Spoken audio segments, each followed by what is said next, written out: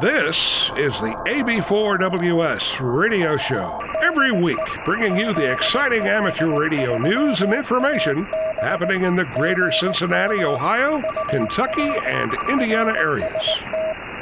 The AB4WS radio show can be found on the Apple Podcast app or your favorite podcast application. The Big Ham Radio News this week was a letter posted from Martin F. Jew, K5FLU, the owner of MFJ, and sister companies Ameritron, High-Gain, Cushcraft, Mirage, and Vectronics, that it is ceasing its on-site production in Starkville, Mississippi on May 17, 2024. Martin Jew started MFJ 52 years ago, and while few hams referred to MFJ as mighty fine junk, I would bet there are not very many ham shacks anywhere that you cannot find an MFJ product in the ham shack. Martin turns 80 this year and is turning his attention to his family. We thank Martin Jew for his dedication to the hobby and hope that maybe someone else will step up to fill the tremendous void that departure of MFJ from the hobby will make. Jew added that the company has a lot of stock on hand and is going to continue to sell MFJ products and offer repair service work for both in and out of warranty units for the foreseeable future. The AB4WS radio show correspondent Mark Stephen Williams, K9GX, had scheduled an interview with Hamvention spokesman Michael Coulter, WHCI, to discuss Hamvention vendors on April 26. K5FLU's announcement isn't the only breaking news on Hamvention 24 vendors. Here's Mark's conversation with WHCI. Dayton Hamvention is coming to the Greene County Fair and Expo Center the weekend of May 17th through the 19th. Really pleased again to be visiting today with Michael Coulter, a spokesman, WHCI, a spokesman for Hamvention and awards chair. We've got a lot to talk about here today, sir, with in terms of vendors and all that. So I'll just let you take it from here. And where are we? I know a lot going on with MFJ, a lot going on with R&L. What's the news? Well, first, thank you, Mark, for having me on the program again. And I'd like to update people. Hamvention is a big part of a lot of our lives.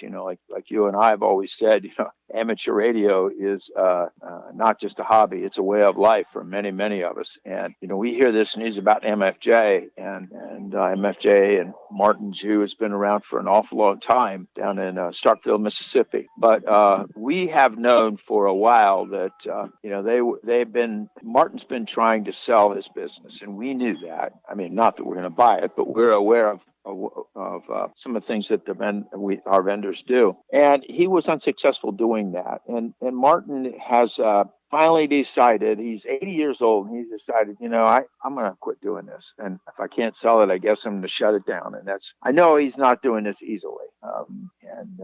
So he shut down, and I think he's going to continue selling out what he has. And I know he's going to honor commitments and guarantees and things that he's made that we don't have any question on that one. But we just found out this morning. I mean, we contacted him and said, have you decided if you're going to come to Dayton or not? And they have decided they are not going to come. And this is not the first time we asked this, because we've been aware of the situation for a while, that they were on the brink of maybe closing, right, maybe selling, and that we weren't sure what was going to happen. Well, and I mean, I've even had friends when the news broke this week that he was closing the business. Some folks said they wondered if the passing of Bob Heil brought this more into focus for Martin. Well, Bob Heil's a good friend of mine, and I will say that I had the opportunity to talk to him on the phone frequently as he was reaching the end of his life. And there were a few of us that knew how seriously sick he was. But, good job. Well done, Bob Heil. Absolutely. So, but I can't speak for Martin if that brought that on. You can only speculate that, guy gets to be a certain age, and I've owned a few companies, and I am really happy that I don't own a company at this time. Right. That is very stressful. And the other thing is, you're thinking about, okay, if something happens to me, who's going to take this over? Who's going to run it? Is my wife, or is my family, or who's going to do it? And so I don't know that those things probably went through his mind. Now, I certainly don't want to speak for him, but I do want to tell you that, today his company let us know that they will not be coming to Hamvention. But as I said, we have been expecting that something like this could happen, and we had a good fall plan. Hamvention is very strong this year. We have sold more tickets than we've ever sold, and the inside exhibits and the flea market pretty much sold out at this point. And we had waiting lists. We have another group that's going to go in and take that spot. They really wanting to get a good inside spot, and that's the Collins Collectors Group. And what really got us thinking about it is that they are bringing you've probably seen the Collins van. It's been around at different Hamfests. Right. And, it's no longer, I don't think it's no longer drivable. It may be, but they're bringing it by trailer, and we're going to set it in that spot. And then we're also going to have, because it's on its way to a museum. Really? So, Okay. Yeah.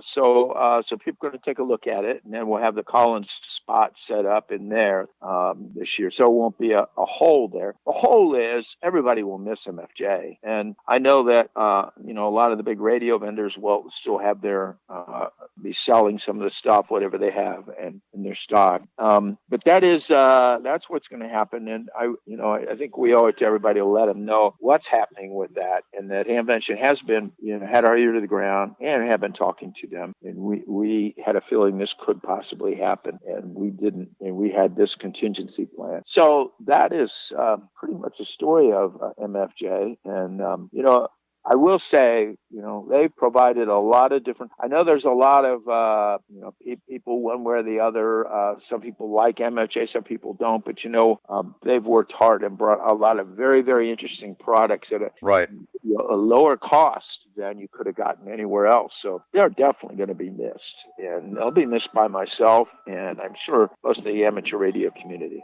You mentioned when we spoke a few weeks ago, you mentioned, did you tell me that Tentec and other new vendors are coming again this year? Yeah, Mike Bishop owns Tentec and Alpha, and he's planning on coming. And they've been working hard. They have a new Tentec radio that they would like to introduce. And I haven't talked to him. I should have talked to him before this conversation, but he's located in Dayton now, and I had a chance to go look at the factory and where they're at, and all the different all the equipment that they have there now. That relatively, some of it's brand new. The pick and place units to build the boards, and what is that? A pick and place unit? Oh, I'm sorry. It is a unit where actually you program it, and it can put all the components onto a board and solder them for you. Really? Wow. Yeah, it's very neat setup. Mike is a very intelligent guy, and he's got a couple of guys that are working there for him that are really working hard to make this happen. So I believe he's still coming, and he is, and we're gonna. I don't know if I have that new radio, but he is resurrecting the Tentec and the Alpha name. Wow, really, really good. Also, I understand that R&L will not be coming this year. That really breaks our heart, because we look at a lot of the vendors that are basically family. I mean, we talked about Ohio, you talk about MFJ, and well, so Rita and Larry, for heaven's sakes, And for those that don't know, those were the original owners of R&L, Rita and Larry. So, right. So the reason that they're not coming, I went over personally, and it's only about 45-minute, less than an hour drive from where I live to get there. And I've always liked Roger. He's a good guy. He supports amateur radio on such a large scale. And Roger is their son. Right. And his health has been really pretty rough lately. He came out to talk to me, and he's trying to bounce back from some of his medical issues, and I don't know all of them, but I do know that he was using a walker to help him get around. Really? And the other thing is that he told me, and I'd known this, that he and his brother's family, they're caretakers for their mom and dad, and they're both in really bad shape. And so, and then with Roger being in rough shape himself, and then one of their lead guys in the store has carpal tunnel, and he's kind of struggling a bit. They made a hard decision, and this is the first time since the 70s that they are not going to be there. Wow. They definitely definitely plan on coming next year. And he also made a significant prize contribution to Hamvention, which we are really, really happy about. So this is, for all we can say, I believe it'll just be a 1-year hiatus. What people don't know about RNL, they give up, and a lot of these big radio suppliers, they make a lot of donations to different groups and youth groups and the expeditions and clubs and things. And I know Roger does that because, I'm my ear to the ground to a lot of what's happening in this region. And clubs are telling me, yeah, he just donated a wonderful radio for us to raffle off to help us raise money. I mean, these are the kinds of things that people don't realize a lot of these radio companies do. Absolutely. And if you think of it, we're not a great, huge population of people. And these families that own these businesses, to make these kind of contributions, that definitely cuts into their profit That's margin. a sacrifice, right. It is because the money they make on those radios is, they make sure they're going to make some money, but it isn't as significant as you might think. And even at AUXCOMM, they give Ray Novak, I know, is a big supporter too of many, many organizations. But we're really saddened about RNL. But that spot is going to be taken, and DX Engineering wanted to expand, and they're going to use it this year. So that was a pretty quick trade-off. When people find out we got spaces available inside, they're on waiting lists to get in. So you have vendors every year that at some point you won't have space for, and so now you've got several offering to come in and fill in those spaces, and it's great to hear that Tim and the crew, and of course the new 10 Tech will be there. So we're going to move on in spite of these little diversions. We're going to have a greater Hamfest than ever this year. Yeah, I'm glad you're saying that, Mark, because a lot of people can take a look at it and go, wow, those guys aren't coming. Must be the end of amateur radio or Hamvention, which is not true. And well, if you only read the headlines and you don't get into the story, and then you don't visit with Michael, Whiskey 8 Charlie India, you don't know the details. Well, thank you. And I I hope that if your listenership has concerns or whatever, I'm good on yours, Ed. It's really a shame. I wish Martin all the luck in the world and the good fortune. Well, next time I've been going through, I have downloaded the forum schedule list. I have a printout of that, and there are going to be 53 forums this time, 25 on Friday, 18 on Saturday, and 10 on Sunday. We'll have a list of those, and next time we will discuss forums and more activities coming up on Hamvention 2024, the 17th through the 19th of May at the Greene County Fair and Expo Center in Xenia, Ohio.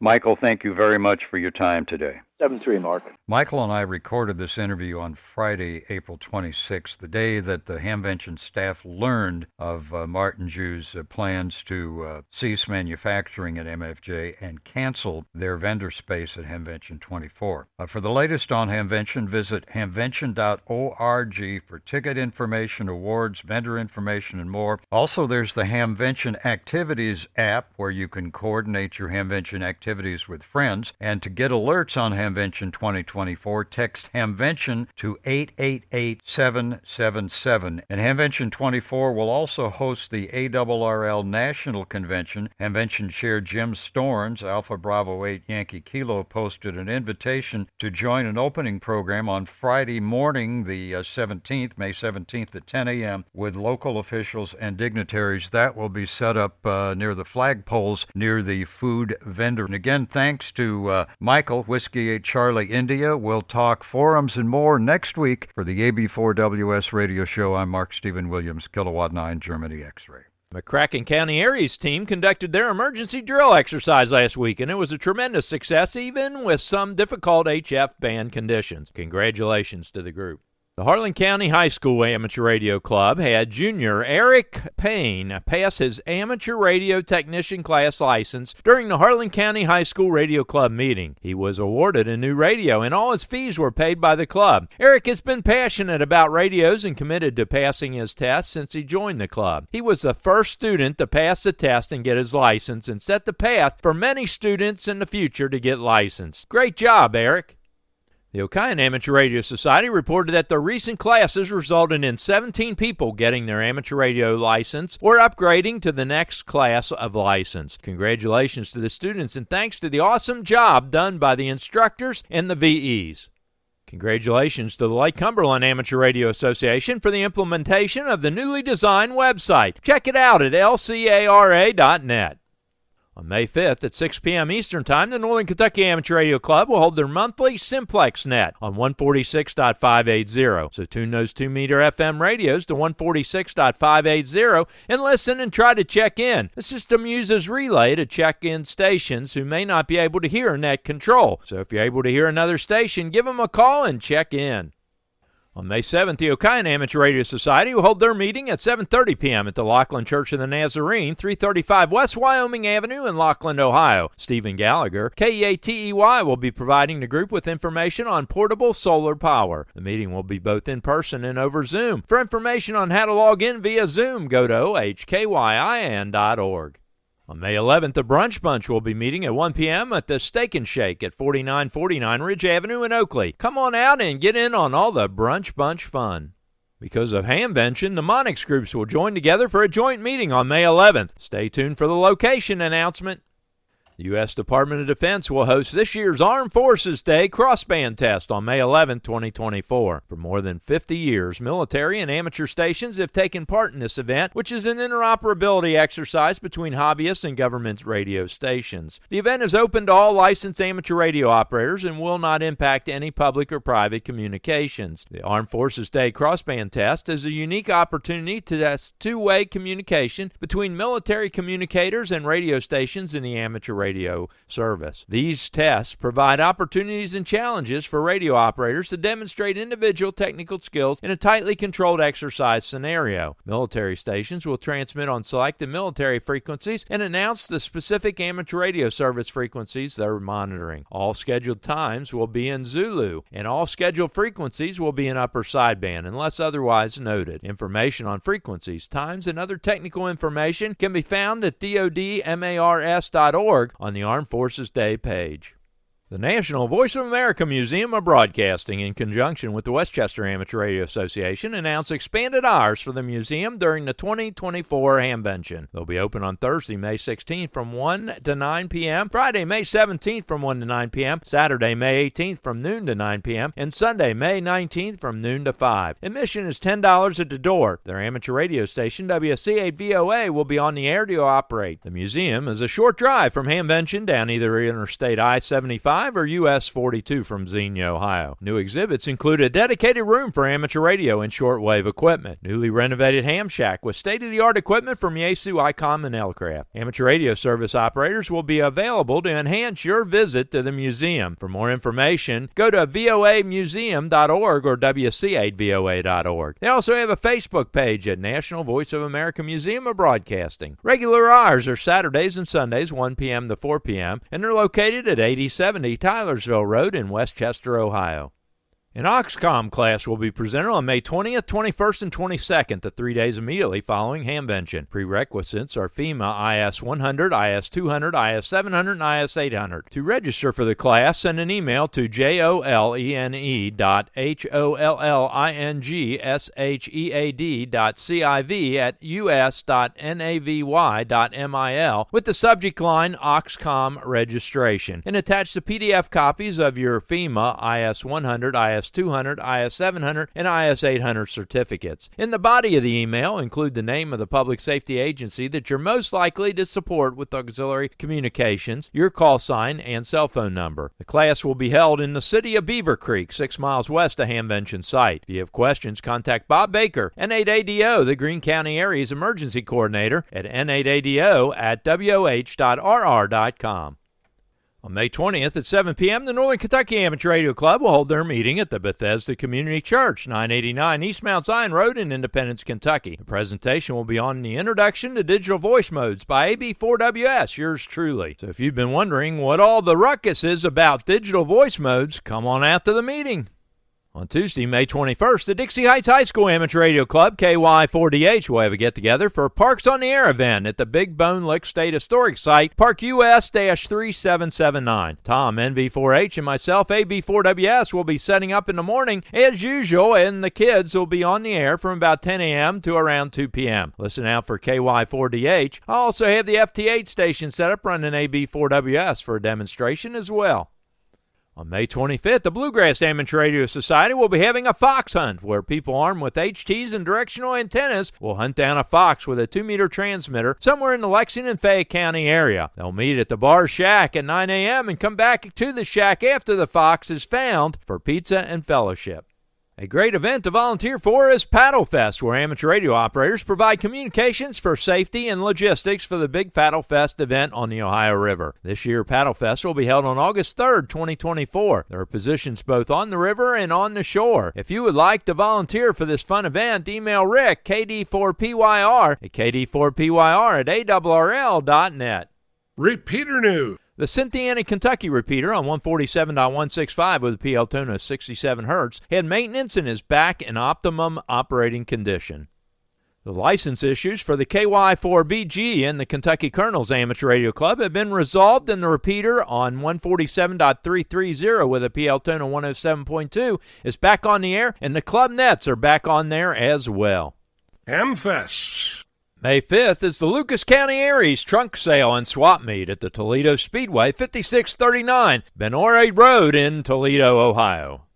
Starting on May 11th and running through May 16th is the RV Radio Network Hamfest at the Berlin RV Park, 5898 State Route 39 in Millersburg, Ohio. Talking on 146.520 Simplex. May 17th through May 19th is the granddaddy of all Hamfests, the Dayton Hamvention at the Greene County Fairgrounds, 210 Fairgrounds Road in Xenia, Ohio. Are you looking to upgrade your license? Do you have someone else that's interested in the hobby? Here are some upcoming exam opportunities. The Milford Amateur Radio Club holds amateur radio testing on the third Thursday of each month at 6 p.m. at the Miami Township Civic Center, 6101 Meyer Drive in Milford, Ohio. Please pre-register at milfordhamradio.org. The Dayton Amateur Radio Association has exams frequently. For their exam schedule, email exams.w8bi@gmail.com. On May 11th, the Westchester Amateur Radio Association will hold an exam session at 10 a.m. at the Voice of America Museum, 8070 Tylersville Road in Westchester, Ohio. Pre-register at hamstudy.org/sessions/WC8VOA. On May 11th at 10 a.m., the Bluegrass Amateur Radio Society will hold an amateur radio testing session at the Red Cross Building in Classroom A at 1450 Newtown Pike in Lexington, Kentucky. Please pre-register at hamstudy.org/sessions/KE4MAI. For more information, contact Fernie Williams, KE4MAI at 859-536-3393. On Monday, May 20th at 5:30 p.m., the Northern Kentucky Amateur Radio Club will hold an amateur radio testing session at the Bethesda Community Church, 989 East Mount Zion Road in Independence, Kentucky. You must register by emailing Mark Volstad, AI4BJ at MVOLSTAD@TWC.com. June 8th, the Westchester Amateur Radio Association will hold an amateur radio exam session at 10 a.m. at the Voice of America Museum, 8070 Tylersville Road in Westchester, Ohio. Pre-registration is required at hamstudy.org/sessions/WC8VOA. On June 8th at 10 a.m., there'll be an amateur radio license exam session at the Georgetown Police Department, 550 Bourbon Street in Georgetown, Kentucky. Please pre-register at hamstudy.org/sessions/WX4GPS. On July 13th, the Westchester Amateur Radio Association will hold an amateur radio exam session at 10 a.m. at the Voice of America Museum, 8070 Tylersville Road in Westchester, Ohio. Please pre-register at hamstudy.org/sessions/WC8VOA. On June 25th at 6 p.m., the amateur radio testing session will be held at Anderson County Extension Building. Use the rear entrance, lower level, 1026 County Park Road in Lawrenceburg, Kentucky. For more information, contact Brian Carter, KI4TLW at 502-545-0376. On July 13th at 10 a.m., an amateur radio exam session will be held at the Clark County Emergency Operations Center, 200 Maryland Drive in Winchester, Kentucky. Please pre-register at hamstudy.org/session/AC4YD. For more information, contact Darrell Epperson, AC4YD at 859-771-1834. On July 23rd at 6 p.m., an amateur radio testing session will be held at the Anderson County Extension Building. Use the rear entrance, lower level, 1026 County Park Road in Lawrenceburg, Kentucky. For more information, contact Brian Carter, KI4TLW at 502-545-0376. On Saturday, July 27th at 10 a.m., the Wilderness Road Amateur Radio Club will sponsor an amateur radio license exam session at the American Legion post number 46, 45 Spears Lane in Danville, Kentucky. Pre-register at hamstudy.org/sessions. For more information, contact Harold Miller, AF6MB at 541-602-6535. Special thanks to this week's content contributors, K9GX, KE4WA, KY4GW, WB8YYS, KD8ZLD, K9HIO, N8LAR, K4NKU. If you have something you think other amateur radio operators in the area would be interested in, send the information or your recorded audio file attached in an email to ab4ws.radio@gmail.com. Covering your amateur radio news and information in the greater Cincinnati, Ohio, Kentucky, and Indiana tri-state area. This is Jack Prindle, AB4WS in Big Bone, Kentucky.